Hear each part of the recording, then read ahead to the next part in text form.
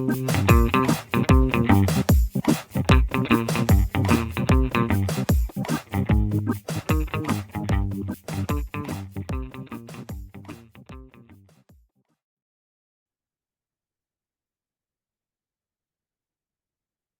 Lisa.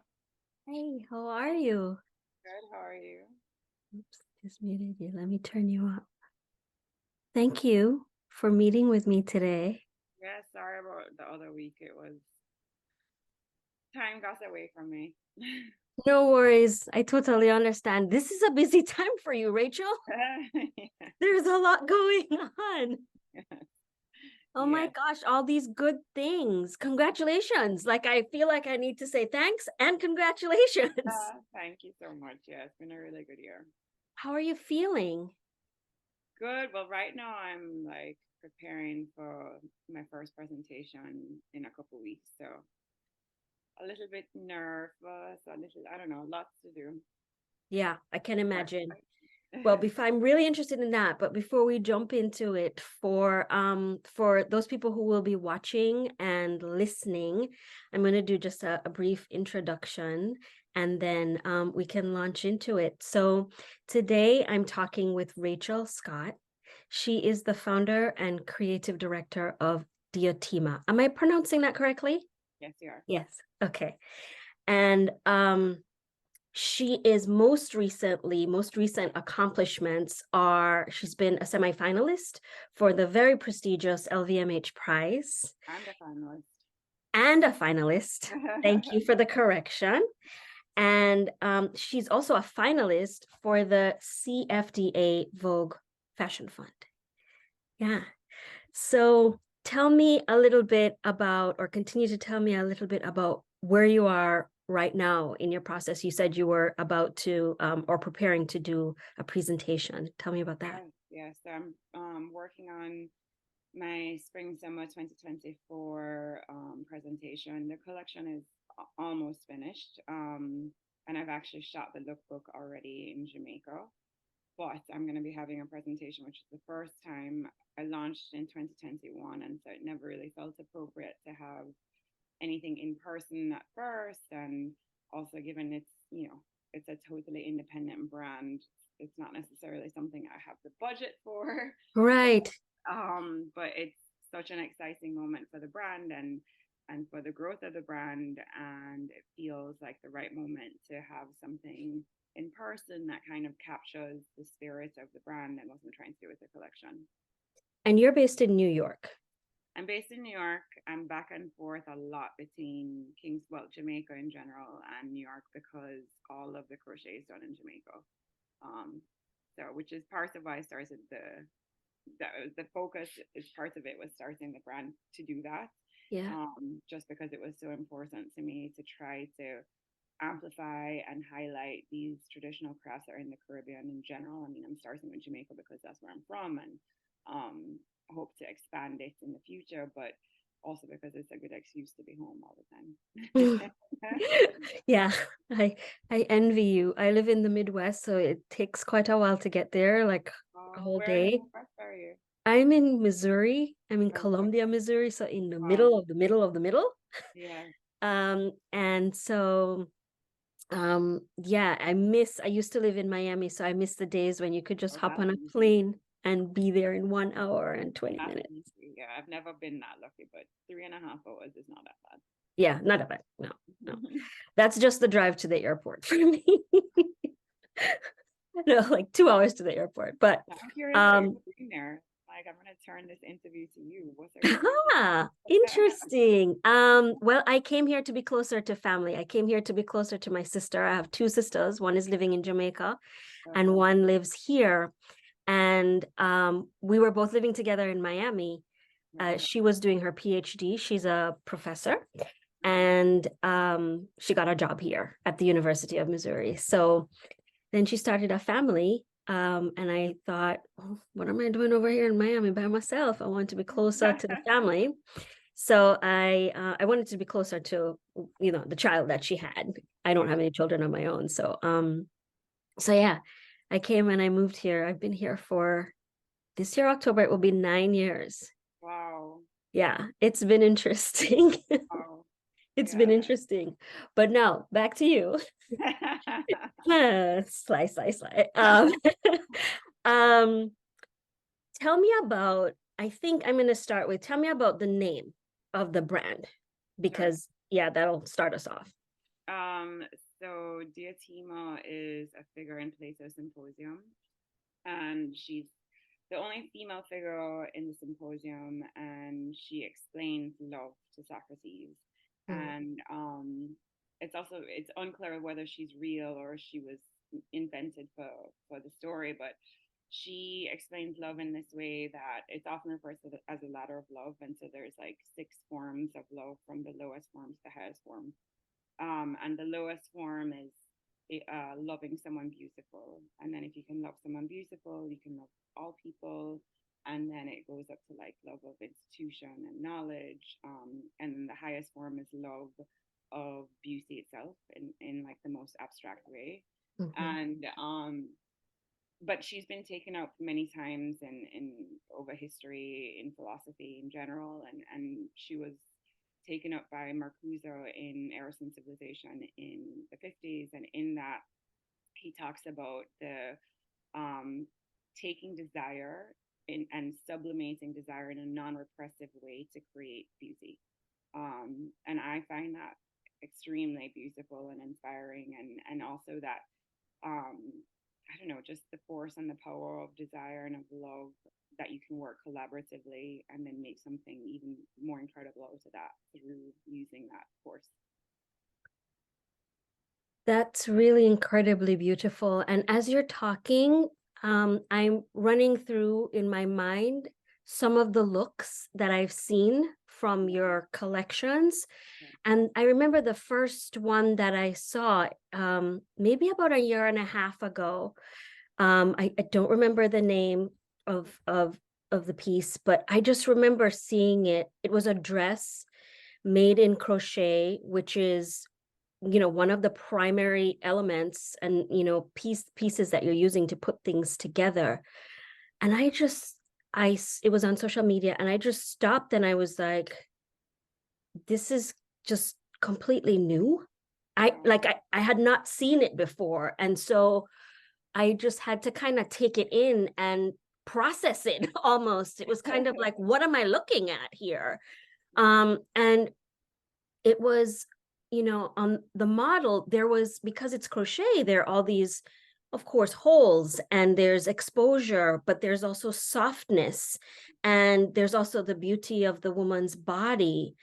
And so all of that is, I think, coming together in what you're trying to portray in the pieces. Oh, nice. Thank you. I hope so, but it's nice that someone that doesn't know me is, Yeah, so that's really nice. Thank you. you're welcome. You're welcome. And so tell me about crochet and why crochet. I read a little thing about you being in the mango tree crocheting Yeah, in actually, I was Jamaica. embroidering. I wasn't crocheting because I never, crochet is something that is passed down like from the grandmother or your grand auntie to your mother, and your mother passed Mhm, down to you, and it's just this really beautiful kind of oral tradition. It's that gets passed down generation to generation, usually in circles of women. mhm, But my like specific history is that my mother's her mother died when she was quite young, and so she never learned how to do it. And so she never taught me how to do it. And mhm, from time to time, people would try and teach me, but I always kind of had this fascination with it. Um, I realized now in retrospect, I was always obsessed with it. But I think now, if I think about why I like to focus on it, is because it can only be made by hand. It cannot be made by machine. And I think that there's something very radical, especially in the fashion industry, which is so fast and so much about overproduction, overconsumption, to make something or to make the foundation of a collection something that can't be sped up, that mhm. can't be at like this, exponentially growing speed and scale of capitalism. It Yeah.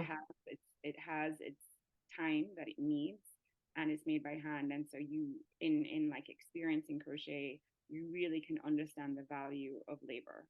And so for me, it's really important to, I think, have this collection founded in craft in general. And so there's the crochet, which is like, is really the real root of it. And that's because, I love it, but then it's also because it is a tradition that exists in Jamaica, and it's something that I was able to develop despite there not being a formal industry, that I could develop into something at this level, of luxury, like luxury fashion, and present it to the world as something of value. Which in fashion, value in fashion is usually only placed in Europe. And I have a huge problem with that, especially because having worked in the industry for 16 years, I've always worked with embellishments and knitwear and things like that. And I've always known that it was made, like, embellishments always been done in India, crochet. Um, at least in the last 10 years when I was working with it, I was doing it in South America. But people like to think about fashion, quality fashion, only coming from Europe. So that's really the cornerstone of it. And it's important for me to show it from the Caribbean. But then in general, I think having the foundation be craft and handmade is super important. So outside of the crochet, I have a lot of elements that are done by hand. So I do machine knitwear, but then it's hand embellished with crystals all over. And I'll do like shirting or like cotton poplin styles that either have a broderie anglaise, which is like a thread work embroidery that's then cut by hand, holes are cut by hand, or there are hand stitches that connect pieces of fabric together to create a garment. And so almost every garment has this touch of the hand in it. And that's really what I'm focusing on in making the clothes. So while you're talking, I'm in my day job, I'm a business manager. And so all I'm hearing here, in addition to my creative side, which is like, oh, beautiful, yes. And then on the other side, I'm like, cha-ching, cha-ching, cha-ching. Like, it's not cheap work. No. Not cheap. That is not cheap. No. So what I hear you saying is slow fashion, and a reframing of luxury, not just in place, exactly, but in context. Yes, exactly. Right? Because, well, I'll stop there. You've spent some time in Europe. Can you speak to the European, or not necessarily the European, but luxury on a whole, where it's been in your career, where you've seen it, and how it progressed, and what it is now, and the future of it? I mean, I think you are the future of luxury, like what you're doing. This is the future. I mean, this is precious, not too precious that it's like crazy. It's accessible. Right. So can you talk about how your professional experience sort of informed what you're producing today? Yeah. Well, I started my career in Italy, in Milan. I was an intern, and then I became an assistant designer at a company called Costume Nacional, which doesn't exist anymore. At least if it does, it was not in the way it did before. And most of when you think of European fashion, most of it is actually made in Italy, and it is an incredible, rich history of making clothes, making materials. And I think what was really what I took away from that experience was not that luxury is only made in Italy, but it's like an understanding of what I believe, like my understanding of luxury, which for me is like a really incredible hand woven cloth, or really fine materials, and understanding how to utilize them, having a reverence, I think having a reverence for how things are made. And I think that they're very good at that, and obviously like but they're very protective of this idea that that is the place of luxury. And I think that's why I'm trying to decenter it. But yeah, I'm not even sure what else you were asking me. So I think you answered the question about what is luxury to you, Yeah. and decentering it. And that's a perfect kind of platform to jump off into. You are, from what I've read, really interested in telling or self-representation, telling the story. Yes.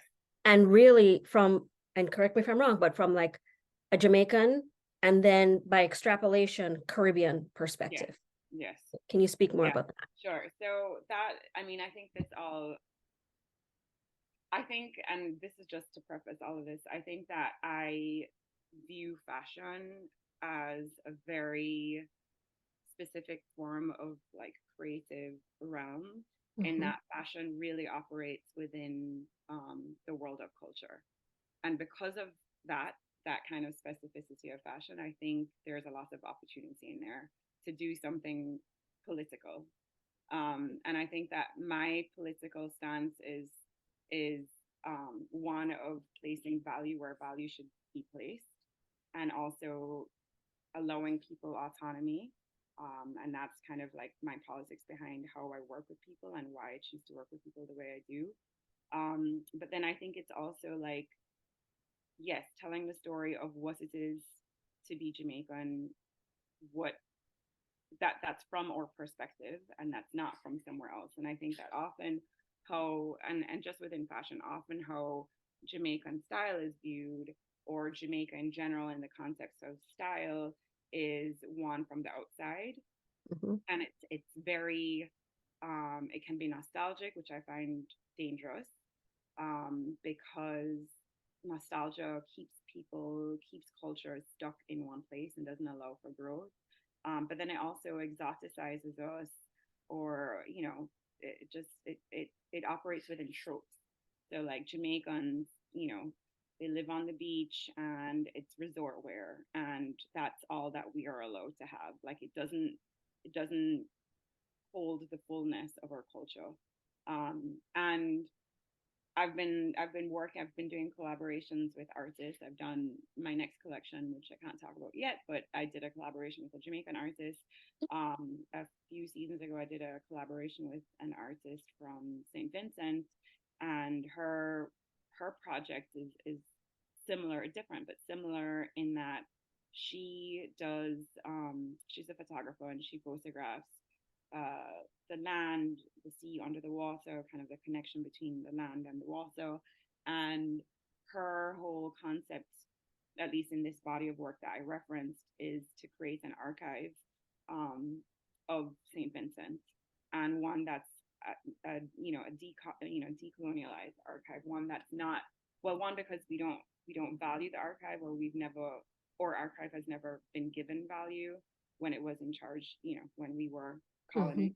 Mm-hmm. And then if there was an archive that existed, it was from this perspective of the European, and it was never from our perspective. So she's really trying to build this archive, and in the same kind of way, I'm trying to build a new vocabulary or a new language that is referencing and is aware of or history and where we come from. And I don't just mean the history that's often referenced in fashion, which is like the 70s and the 80s, but then also, like hundreds of years ago, but not being stuck in that.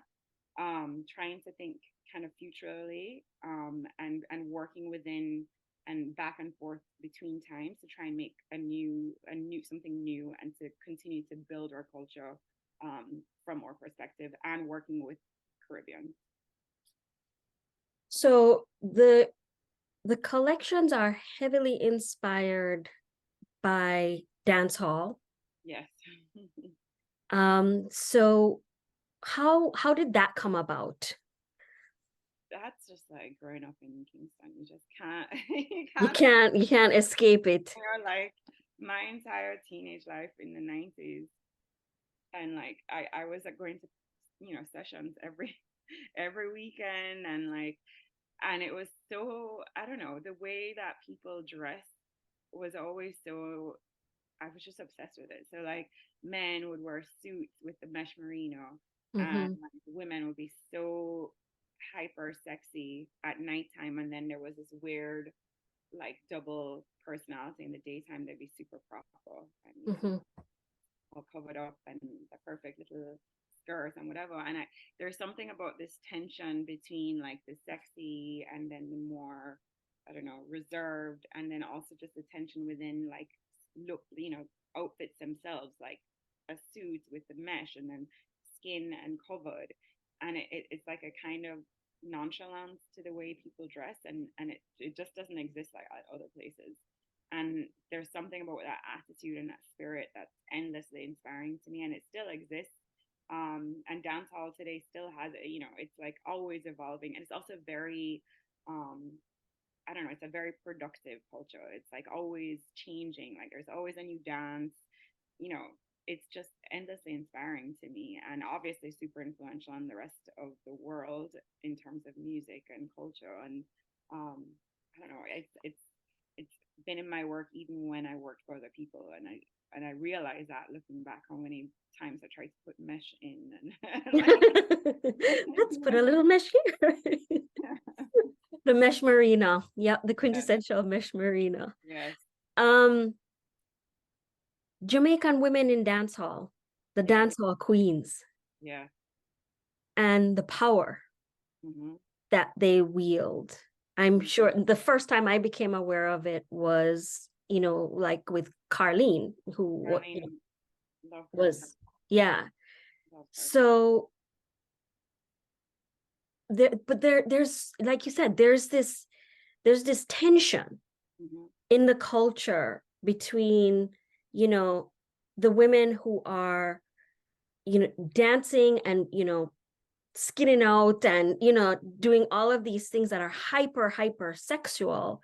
mm-hmm. And then, as you say, in the day, they're going to work, they're taking care of their kids. So how do you bridge that in the collection? How do you think about that as you're creating a garment? Um, I mean, I think about it in terms of material a lot. So I Mhm. play, and also just to say, I love Harleen, and I've shot her for the collection, and I've she's seen now my those, yeah. auntie. My She auntie. is still like She's an fire incredible figure, and for me, like a feminist like icon icon. since the Yeah. 90s. Her, Lady Saw, obviously, I mean, she's different now, but anyway, so I think about this in terms of materials a lot. So yeah, I think mesh is like a perfect example of this, and the way I do mesh. So like I'll have the crystal mesh, which is like a material that I developed, and I keep using over and over. It's like a signature material, and it's a really thick, it's a machine knit, it's a really thick cotton yarn, so it's Mhm. quite chunky. Um, and then it's embellished with the crystal, so it kind of drapes on the body. There's a sensuality to wearing those pieces because you feel it when you're moving, it moves with Mhm. you. But I'll often do things that are like totally covered up, but then you're at the same time you're completely naked, and or I'll do things that like That's are true. They're covered. like Yeah, sleeves and yeah, long yeah, skirts, yeah, but there are holes everywhere yeah. because But of the you're mesh. Yeah. naked. Or even like I'll do a blazer and then I'll splice it open at the waist and put crochet in there. So there's Mhm. like there's actually this tension within a garment itself. Um, and I think about it also in terms of how we put pieces together. And I work with stylists, and they like also have an understanding, and the stylists I've worked with are either Jamaican or Jamaican heritage, so they like understand as well, like what this like intangible kind of idea that I'm trying to get at. And so it's the way we put pieces together and layer things one on top of the other, and like how much is left exposed and how much is covered in one look. So It's like um a seduction. yeah, exactly Yeah. what I want it to Yeah. be. Um, your work is very collaborative, Yeah, and this is important to you. yes. Yeah, Why? I mean, I think that fashion is a very collaborative world in general, and people don't know that because they like to have this idea of the genius, and the genius Right. and thought about this, and they had this inspiration, la da da, but that's not the reality of it. And I've been in the industry for 16 years, and I know, and it's just that people are hidden. They're Mhm. never like, they're never celebrated, and it's so much so that like I don't know, it goes all the way down from the design team to the pattern makers to the people making the samples, like these are highly, highly skilled people, super talented, and they're never really given their due. So Yeah. I think having, because I'm not someone that just graduated from college and started a brand, I think because I come from this experience myself of being behind the scenes, I don't think it, I don't want to live that or to build that lie about what it is to make clothes. Like fashion, unlike any other industry, it's about relationships. It's not about one person's genius. Mhm. So, and I also just think, my idea of, or like my political standing in giving value to labor and respecting it is important to highlight the collaboration that happens when clothes are made. So yes, of course, it's a very personal collection at the same time, but it's personal and it's collaborative. And I like to talk about us. I mean, I love to talk about the ladies that do the crochet. My mother, who's just texting me right now, um, she's in Jamaica, and she kind of oversees the all the ladies that do the crochet. Mhm. And I love to work with artists. And this is like my sixth collection now, and I've already done two collaborations, and I hope to continue to do them. And even like, so, like I'm planning this presentation, and I reached out to some makeup artists and hairstylists, and they're like, of course I have no budget, so I'm like asking incredible people to do me a big favor to just do this because I can't pay them their rates. And Yeah, yeah. will we have creative freedom? I'm like, I want you to have creative freedom. That's why I'm reaching out to you, because Oh, I love wow. your work, and I don't want to put myself on you. If I wanted to do that, I would get someone that doesn't care to have, creative freedom, that's just a practitioner of some form. Like I'm reaching out to you because I'm interested in your point of view and what you're saying and what the two of us together can build, because like always collaboration is going to build something much richer and more interesting than one person on their own. So that sounds incredibly exciting, but also incredibly nerve-wracking because dealing with a whole bunch of artists and having them come together, it, you know, to manage all of that. How do you do it? How do you manage and make it come out wonderful? I'm just very, very grateful for to work with me. Thank you, thank you, thank you. I am, because it really is special when someone wants to, I don't know, contribute their ideas and their points of view. That's like a very, very special like exchange and gift to Mhm. someone, whether there is a financial transaction or not. It's like someone is giving of themselves. So I'm always really grateful, and I try to gauge what people want out of it and what their expectations are, and then if people feel like they're what they expect is not there, then I try to be, as open and have discussions. And of course you encounter situations where people get upset, and I get very upset because I don't want, I want this to be enjoyable for everyone. That's the point. Right. We're not Right. having fun, there's no point to doing it. Just go back Right. and find a job. So but yeah, it's hard, it's always very personal for everyone. So I think it's just trying to have open discussions and um no ego. Mhm. Did you always know that you wanted to create a brand? Yes, I did. You did. You always knew. Yeah. Yeah, when I was when I was living in Italy, like back in 2007, so I'd have August off, which is so luxurious and Yes, the really nice. European vacances. But people in New York do it, and I'm like, oh, Really? yes, everyone I know in New York was away for all of August, and I'm like, I took 2 days off. I don't know what I'm doing wrong.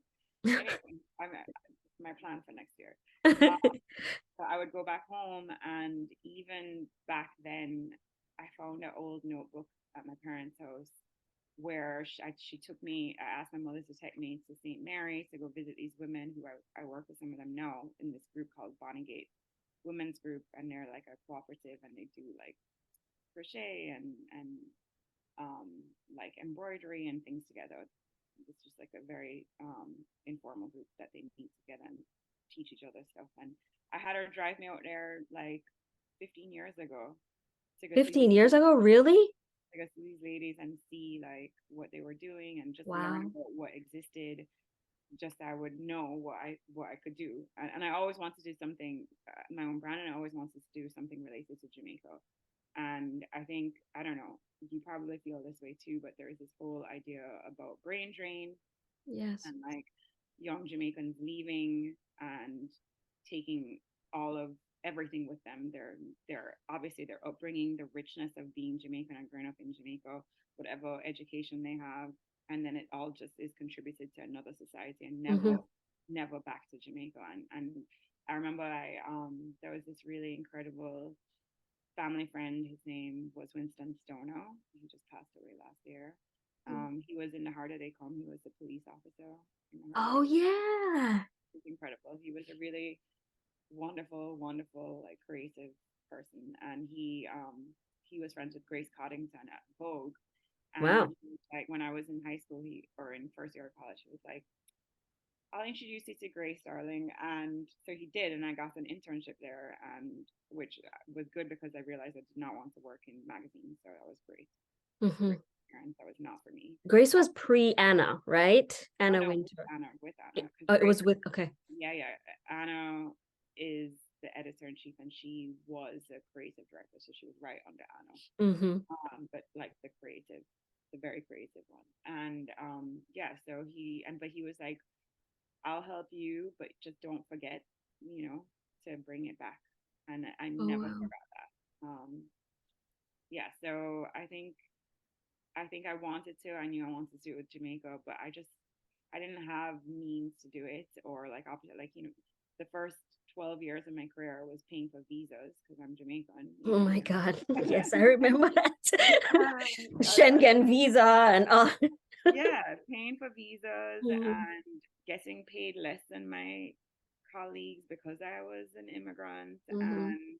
And so, there was no way I could have started the brand in my 20s or even in my early 30s. And I think had it not been for the pandemic, I wouldn't have started it anyway because at that point I was the vice president of design at this brand called Rachel Comey. And, it was a great role. I had a lot of creative freedom and I was overseeing a lot of the business. But you work all the time, long days. It's your entire life. When you work in Mm-hmm. fashion, work is your entire life. And had it not been for like the first 3 months of the pandemic where I was still working, but I was not going into the studio, had it not been that physical distance from going into the studio, and then of course the existential crisis that we all went through in those, in that first year, um, I like realized in that moment, I was like, well, what am I doing and what is it for and who is it for? And it's time to work on something for myself. So I didn't have the money to do it really, but I was like, I know what I'm doing and I'm going to find a way to make it work. So that's how I launched. In those coming, there's there's a couple things that I think about when you mention that about the pandemic. I'm reminded of this piece that Arundhati Roy wrote for the Financial Times. The pandemic is a portal. Yeah. And there's so many people who experienced what you experienced. Actually, that that's sort of what this series came out of. I want this to be a platform for people like you who are doing something different, creatives that are wanting to change and disrupt the way things are being done. And it turns out that I've mostly interviewed women from the Caribbean, and it's just been organic that way, you know. Are you frozen? Oh, there you are. Yeah, now you're back. Yeah, so it's, can you talk to me about like how do you, what were your first initial steps as you were getting it started? Like what did you think about, what were your initial steps? Um, well, I had been in touch with some ladies in Jamaica before, like the Christmas holiday I took home before. I'd been in touch with some ladies I'd met. And of course, there was the whole shock of the whole first moment. And then, also like, yeah, I was going through this like moment of questioning everything. You could die tomorrow. So what are you living for? That was like Right. what was going through my mind. But then there were also other things that happened. Obviously, what happened that summer, George Floyd, and everything that happened after that. And the thing is that I had already kind of been, I'd been at Occupy Wall Street a lot, and I'd been in Black Lives Matter like process before, long before, a few years before. But somehow in that moment, I had this like realization because I'd wanted to start with the brand, um, and had like kind of done some development and just never really got very far. And I would think, well, there are other brands speaking to Jamaica. There's like Wales Bonner and like, whatever, all these other brands. And I'm like, well, if they're doing it, then there's no more room for me to talk about it. And somehow in that moment, I was like, well, actually, no, this is exactly what I should be doing, is adding to the conversation, because my perspective is completely different Completely different. than hers. I'm also from Jamaica, Mm-hmm. and I want to work with Jamaicans. I want to make things with Jamaicans. So I realized I'd had these like conversations with these women, and so I started just like sending them stuff I wanted them to make, and I had some stuff I bought from them, and I started playing with that, and then I just really delved into like my visual library of my mind of what Jamaica was to me, Mm-hmm. what the Caribbean was, and I just gathered images and just kind of started pulling materials and colors. Like it was very much like building a language, the first collection. So I had like khaki, and I had like a uniform skirt, and like just I had a bush jacket. I had like every like, I had a mesh merino, obviously. I had the mesh. And so I just started trying to just find what the words were in clothes, and I started to just build a little vocabulary of that. And that was how I made the first collection. And I didn't know what I was going to do with it. I was still working, and I sent it out to a bunch of friends in the industry. And a bunch of friends were like, oh my God, what is this? Like, it's crazy. Exactly. Like, this is like murder. Like, this is madness. So Yes. they were like, I need to connect you with this person. And Mm-hmm. a lot of people are really giving and wanting to help, which is so nice. And I always try to remember that too. I feel like I am, but I always tell myself, like, don't ever forget to be as giving and generous. And so like I ended up meeting someone who had lost their job because a business closed down in the early days of the pandemic, and he was like a wholesale director. And so we met, and we were like, well, I guess we'll try and sell it. We can't have an in-person market, but we can set up a virtual market and see if anyone buys it. And two stores did. So I was like, all right, now I have to produce produce. And then like that was in the January of 21, and then the summer I was like, okay, I made another collection, and then that point I needed to do an in-person market because people were starting to do that. And I had a PR person that I met through another friend who actually was doing it for me pro bono for the first year, um, because he felt that he needed to support a Black woman. And I was like, that sounds. Wow. And so he had another client who had rented a space, and it was too big, and so we ended up sharing the space. And now I actually share space with this person all the time, who's really amazing. And so we had this in-person markets, and then like Christopher John Rogers, I don't know if you know who that is. He's a really incredible designer, Uh-huh. super talented, really young, like massive designer. He won the Vogue Fashion Fund. He's incredible. He came in to see that person I was sharing the space with, because he knows him, saw my collection, and immediately texted the owner of a really incredible boutique in Oakland and was like, "You have to see this." The Mm-hmm. next morning, we had a virtual appointment with her, and she picked up the collection, and then I ended up at Essence, and it just like, and every season thereafter, it just kept doubling and doubling. And It's just like growing massively. yeah. Yeah. How are you keeping up? Are you keeping up? Like not feeding myself properly and not sleeping so well, and but it's good. I love to work, so Yeah. yeah. So what one of the things that is that I've read that's important to you is inclusivity. Hmm. Yeah. And, um, you know, Jamaica does not have a good reputation for being inclusive in terms of, LGBTQ Hmm. persons and individuals. And you have woven this into your collection, the spirit Yeah. of inclusivity. Can you Yeah. speak more to that? Yeah. I mean, I think initially, I really wanted to, like I said, build a new vision of what Jamaica is or can be and like look to the future. And like these communities exist and they are persecuted, but they're also really rich and full communities. They have joy, they have love. Um, and I really wanted to include them in my vision of Jamaica. Um, and one that I could show to the world that wasn't like this vision that was like oppressive and, torture porn and, all of the things that you hear about Jamaica.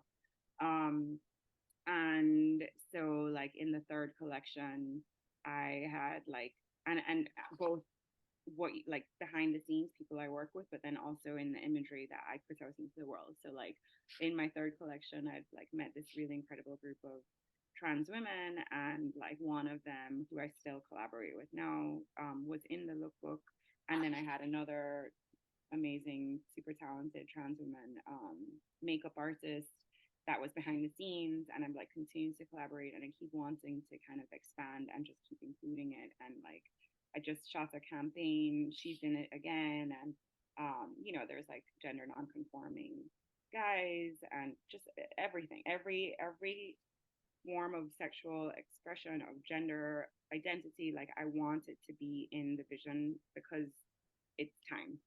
Like the change is happening, and if we need to push it forward through the imagery that we make, through what we put into the world. And sometimes I like to do it in a sly way. So like that collection ended up in the Gleaner. I don't think they know that they had a trans woman in like a huge spread, and I love Oh, that. wow. Amazing. Mm. But then also personally, while going through all of this, I was married to a man. Then I ended up falling in love with a woman, Oh. got divorced, and now I'm engaged.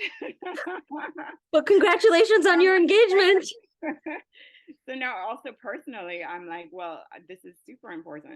It's more than me just feeling like an ally. I'm a part of this community, and Yeah. I want to be loud about it. Hmm.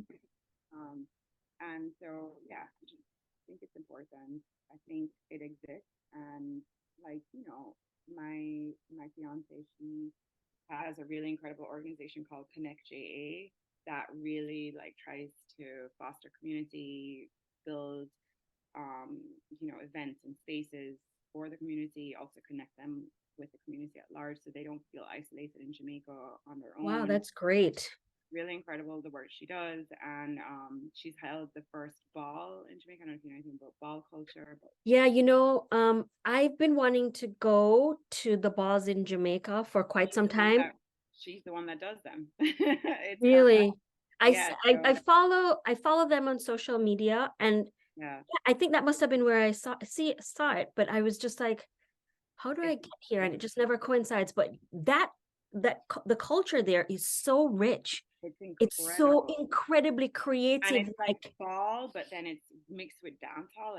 It's people are learning about it kind of internationally. And the next ball is November 4th, and I think they're hopefully going to be doing a documentary around it, that would be amazing. which is because the only documentary there is on the queer community in Jamaica is the Gully Queens, which is from Vice magazine, and that's that trauma porn of Hmm. like, oh, these trans women, they only live in the gullies, this, that, and the other, and it's horrendous. Like, of course, that's parts of it, but there's so much complexity to it, and like I think that they need to see the stories of people falling in love, and they need to see stories of like the balls and like the joy. I mean, when the first ball happened, I was a judge for the first two, and when the first ball happened, the energy of the crowd was, I've never seen anything like that. Like people were overjoyed that this was happening, that there was a space for them, and that they could be like free Free.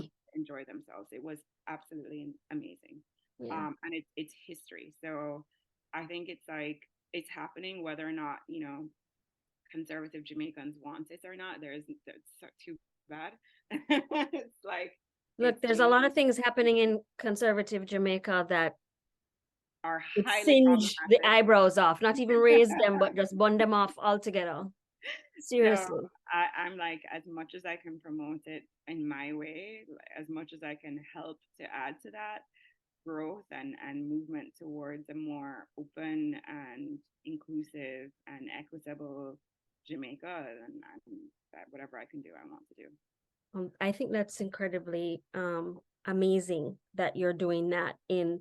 I love the way that you did it in like a sly way. You'll have to tell me which picture that is. I may want to get that framed. Yeah. I love how you juxtapose the clothing with art. It's like each piece, each model is like a work of art, like a work of performance art or visual art, you know. And that collection that you photographed in the National Gallery, it was like they had, you know, works of art on the stairs, you know, Yeah, yeah. it's so That's I thought, actually the image, the same image. yes, Asking. that was it. Aha. So the how does art, you majored in art history Yes, and French, was yes, it? Yeah. yes. So how does art inform how you move forward, business Um, wise and creatively? yeah. I mean, yes, definitely my background is in art, but I really like to make a distinction between fashion and art because I don't think they're the same. Mm. I know lots of designers like to think that what they're making is art, but I don't think it is. Mm. I think it's, you know, there's the end use to it. It's definitely functions within the world of the practical, regardless of how abstract a piece of clothing is or not. And but I think the reason I like to bring art into it is really coming from this same idea of expanding like people's understanding of the Caribbean. And I think I find myself like I always find myself back in art because I don't want to show Jamaica like as just beaches, and like I want to show the dance hall, but then I also want to show it right next to like this incredible art because I think just operating with art can also become a form of conservatism that I don't want. And I think it's like having the two, playing among the two is like a way to generate new. Um, it has the high and it has the quote unquote low, and they're both equally valuable to culture. And so I'm trying to show both of them and Mhm. show them to the world that doesn't expect it from us. So I think that's really, and I also just love art. So it's a personal thing. Could never be an artist. That's why I stopped after. But I Mm. think because I love to work with people. Yeah. I think of when you mention high low, I think of, you know, uptown versus downtown. Yeah, I play a lot with that too. Yeah, you do. You do. Um, so it's interesting for somebody like me who grew up in the culture. I came here when I was 18 to kind of reflect back and see, you know, like the mesh marina in the covers of Vogue. Yeah, exactly. That is sort of like you know, that kind of speaks to the whole what is happening here. It's just turning things on their head. It's Exactly. challenging the normal way of thinking. It's challenging things that I had ingrained in my consciousness that I Right, wasn't aware that right, were right. there, that I Yeah. had a thing that was or a thinking around something Yes. that has now been taken out of that context and put someplace else, and now I somehow have to splice these two things together. Yeah. I'm so happy that you feel that way. That's really what I want. I mean, I grew up in Kingston in Constant Spring, Mm. so I'm from uptown, and it was growing up there was for me like at times suffocating. Oh yeah. And like, I don't speak Paso very well because, nice young lady, speak proper English and all of that. And that would drive me crazy. And I think that's why I even left to go to university, because I was like, I needed like freedom. Um, but I love home so much. I love like how, I once went to a bar somewhere in Kingston down this crazy tiny little alleyway. I actually shot there my last book. And it's like this crazy ghetto bar right near Sovereign. Mm-hmm. And it's incredible. Like there are women, they're walking around in like underwear, listening to like Barbara Streisand, and that's incredible. And I would never have been able to have gone to a place like that when I was like a teenager. So I don't know. I think it's hilarious. I think I make fun of Jamaican uptown society so much. I think it's quite ridiculous. Mm. I think, we want to be more British than the British, and like my knife and fork skills are much better than a lot of people. But I think it's so ridiculous that I want to make fun of it. Because it's again this like conservative ideas that I don't know who they're serving. So we're celebrating what, or colonial history for what, Mm-hmm. so I like to play around with it, and obviously there's a lot of self awareness in that, I think.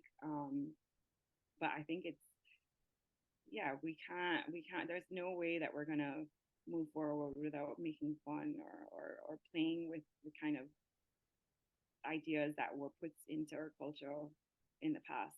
How we need to understand where they come from to be able to move past them. So um where do you see the progression of the future of the brand, the progression of the brand? What do you envision? Um, there's so many things I want to do. So Mm. many things. So, well, just in terms of a business point of view, the business is largely wholesale right now, which is great, and have really incredible. Oh, you were muted. Oh, now you're back. Okay. Yeah. Yeah, so I have really great retail partners. So like I've met Bergdorf Goodman, like in a really incredible space on the third floor next to like the Wavy, which is an incredible LVMH brand. Mm-hmm. Um, and I'm on with Operandi, the Webster, Macmillan, which is that store I was speaking about earlier in Oakland. Cool. We're launching with Net Forte, some incredible boutiques in Milan, some in Japan.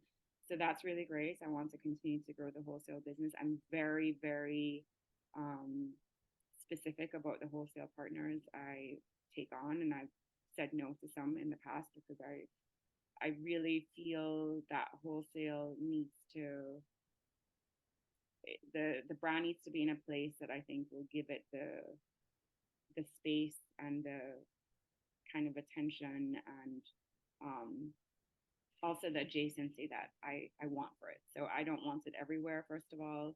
I don't want it in a place that's going to mark it down immediately, because you're devaluing something that's incredibly valuable, things like that. But at the same time, I want to build the retail business. The retail business is the DTC, the direct to consumer, is a very small part of the business right now. So I would love to build that out. And, obviously e-commerce, which I have, but I I would love to work towards a brick and mortar space, and I think the first step would, for me, would be to have a studio space that I could open up and have people come in to shop, which I've done some retail activations this year, and it's amazing to meet my customers. They're incredibly Mm-hmm. interesting people. Mm-hmm. Um, and even though I, they shop the brand at like Bergdorf or Moda or what have you, they want to shop from me, you. which is Mm-hmm. really nice. So I'd love to build that as well. But like my end goal, and there are categories I want to expand on. So like I want to do footwear, which I actually will be introducing next season. I want to do leather goods. I'd love to do fragrances.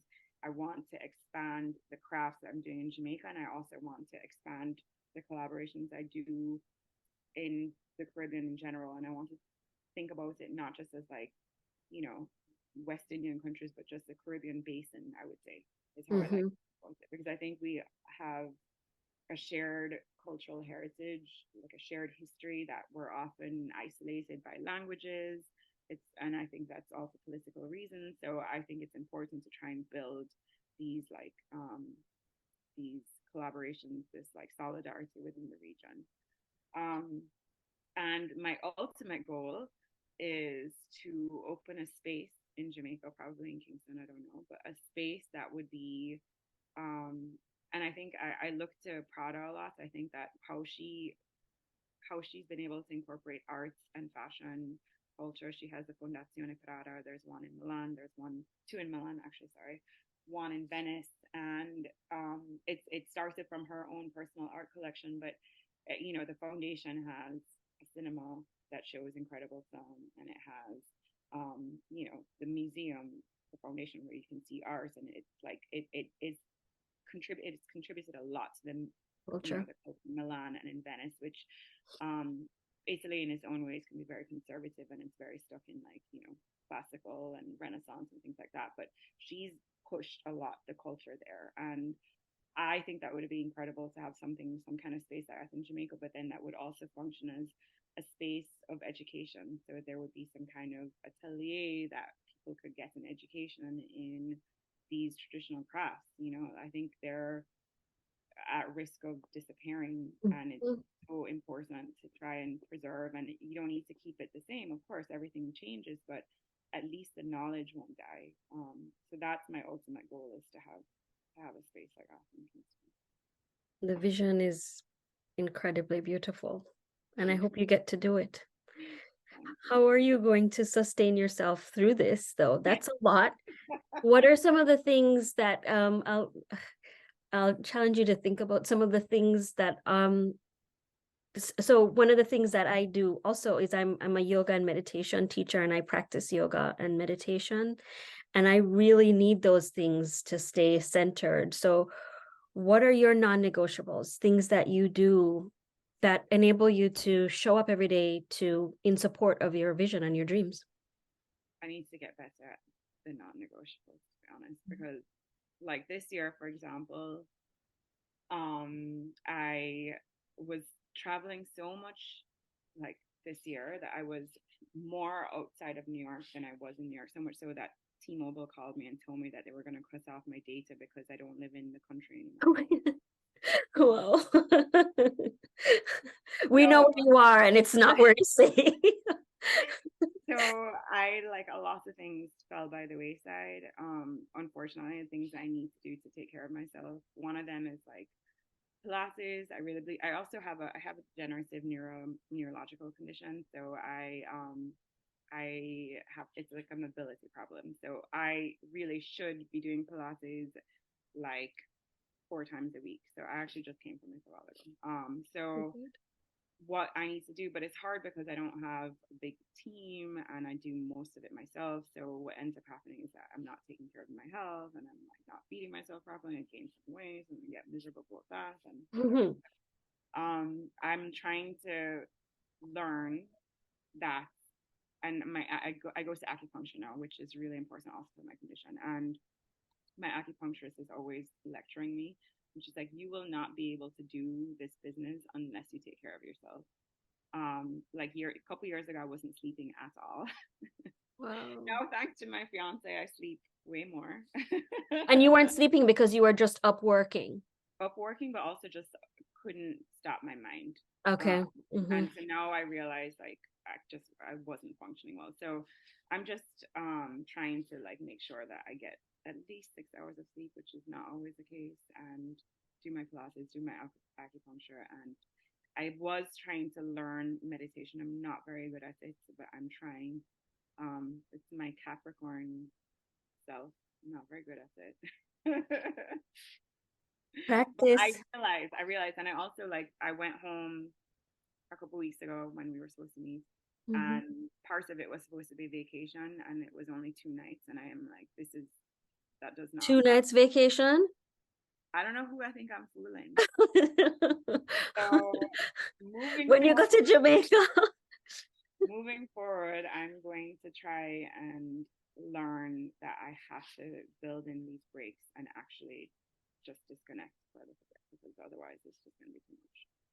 Well, I'll tell you, pot calling the kettle black, because before I went to, I came back from Jamaica about 2 weeks ago too. And before I went, I was burnt to a crisp. Like I was just, Yeah.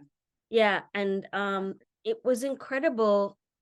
I was there for 3 weeks, and I think it was 2.5 weeks before I started to come back to myself. Yeah, that's the thing. I think on day 3, when I then had to drive back to Kingston from Negril, I was like, oh, I feel relaxed now. Yeah. And that was it. It was back to Kingston, back to meetings. Like, so That's something that I think, women of color, people of color, we need to give ourselves that opportunity to rest. There yeah, is a whole movement now around rest. And Trisha, I forget her last name, it starts with H. She's on social media, the Nap Ministry.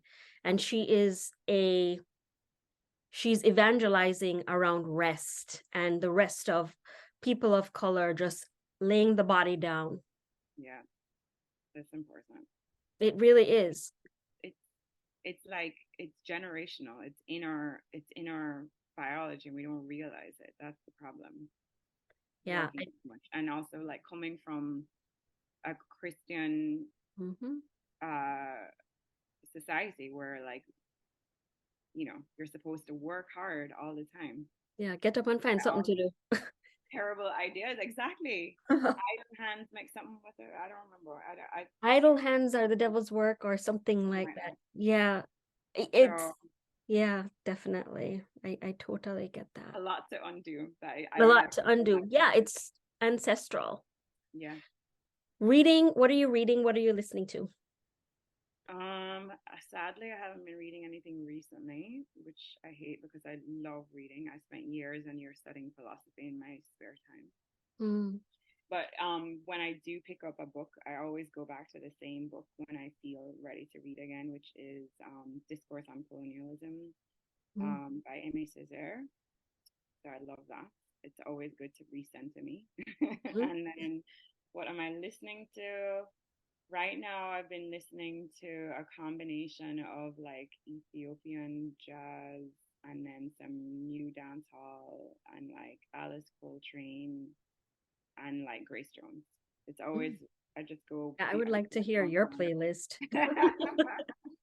That sounds like a good playlist.